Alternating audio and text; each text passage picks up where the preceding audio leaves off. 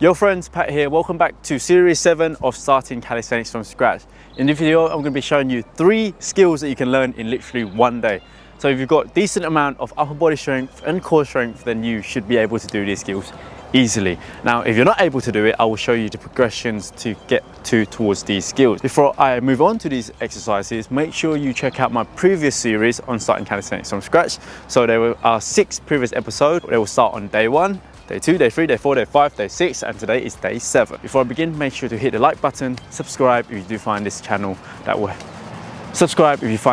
useful to you. The first exercise is the frog stand. This exercise will help you to learn how to balance on your hands. So this is going to prepare you for the handstand, okay? Because essentially, you're going to be on your 2 hands while your feet are off the ground. All right, so the key thing to keep in mind is to keep your core tight, your elbows tucked in closer to your torso and leaning forward. All right, so I'm gonna place my hands down about just a bit wider than shoulders width apart, okay? I'm gonna rest my inner knees onto my outer elbows. Boom, that's locked in, okay? And then we're gonna lean forward, bending the elbows, bringing our nose close to the ground, don't be afraid. And then we're gonna lift one leg off the ground, followed by the other, and then I'm just going to balance. Now, the key with balancing is that you're going to learn how to counterbalance. So when you feel like you're falling forward towards the ground, you're going to press down with your fingertips, okay? We're going to be spreading out these fingertips. Pull your fingertips back to create this arch in your hands, in your fingers, as this will help us to improve our leverage. So that way, when we're falling down, we're going to press down into the ground to stop us from falling over. Now, the same also applies for when you're falling back. So if you're falling back, you're going to press down with the palms of your hands. Because think about it when you're balancing on your toes. If you're falling forward, you're going to grip down with your toes, right, to counterbalance. If you're falling back, you're going to press down with your heels to counterbalance. So when you're balancing on your hands, same principle applies. Lean forward. I'm going to show you from this angle. We're going to lean forward. I'm trying to bring my hips to stack on top of my wrist. Okay, lean forward. Push down into the fingertips. It's okay if our face is close to the ground, don't worry. If you do fall, just twist to the side. And it's not so bad after all.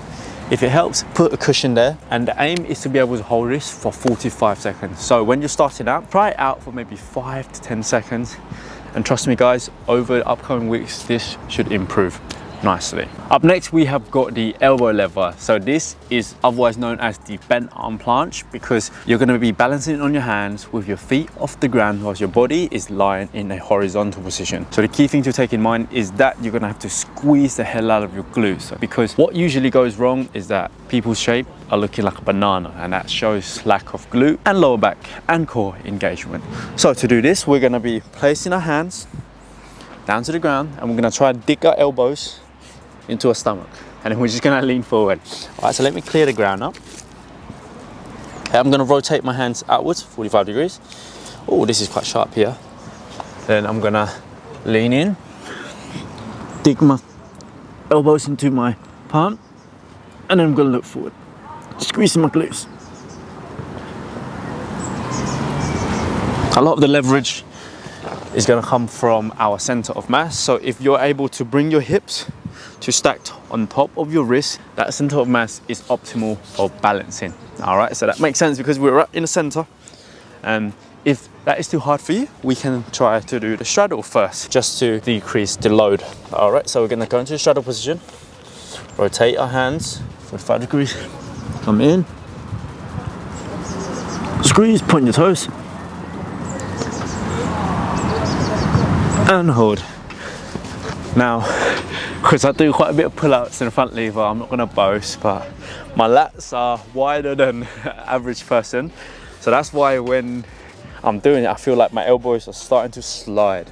So it helps if you, 1, don't wear something that is slippery, and 2, if you're a bit skinnier, don't have that much back muscles, and you can be able to keep it in there.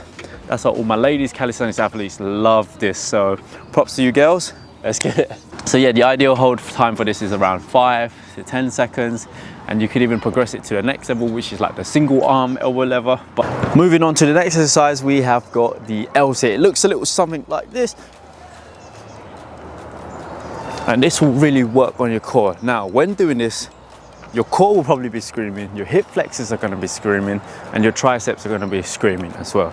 So when we're starting with this, all right, you can do either on the parallel bars, like I am, on the floor, or from the hanging variation. I personally think that the hanging variation is going to be the easiest because you ain't got to use much tricep strength.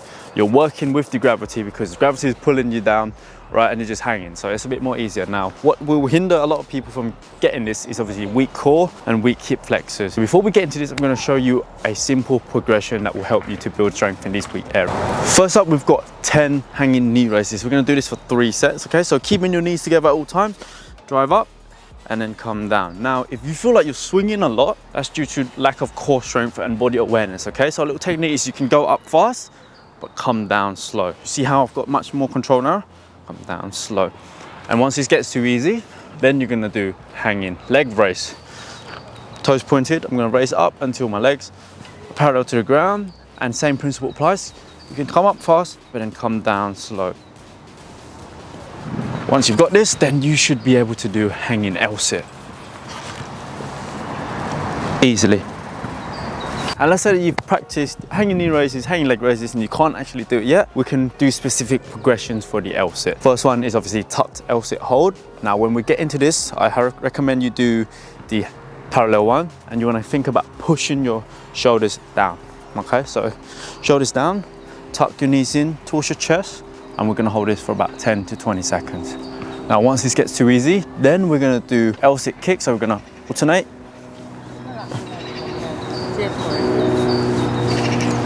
Do that for 10 reps, and then once that gets easy, then you're going to do single leg LSit, and this is where you'll start building proper strength for the LSit. So down and hold for 10 seconds, toe pointed. You can work on a single side for a set, and then once you get comfortable with this, work on both sides in a single set. So 5 seconds on the left side, 5 seconds on the right side. I'm going to do each progression for around about 3 sets. So that is it for this video, guys. I hope you guys find value in this, and if you do, please don't forget to hit the like button, give me a comment, and let me know how you found this video. It would really encourage me to keep posting more content like this, because essentially I wish I had access to these kind of materials when I first started calisthenics, so that would save me from loads of head scratching moments, lots of frustration from jumping from one exercise to the next and not knowing that if I'm progressing or not. So a little bit of encouragement would be highly appreciated, and obviously don't forget to subscribe so that way you can keep coming back for more videos like this. So we're on series 7 out of 8, and each episode will be coming out every single Thursday. So yeah, let me know what other series you'd like me to do, and then we may start something like that. And yeah, if you haven't seen the previous episodes, I'll leave the link of them in my bio. Thank you so much for watching, guys, and I'll catch you in the next video.